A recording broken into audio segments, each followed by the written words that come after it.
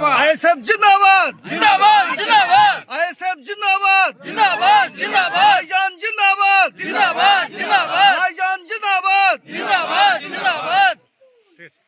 আজকে যে আমরা আইএসএফে যোগদান করলাম তার কারণ হলো গত 16 বছর ধরে আমরা যে টিএমসিতে ছিলাম, টিএমসির যে রাজনীতি, সেই রাজনীতির উপরে দাঁড়িয়ে দেখলাম অনেক কিছু আমাদের মুসলিমের প্রতি অত্যাচার, অবিচার, অনেক কিছু জুলুম হচ্ছে।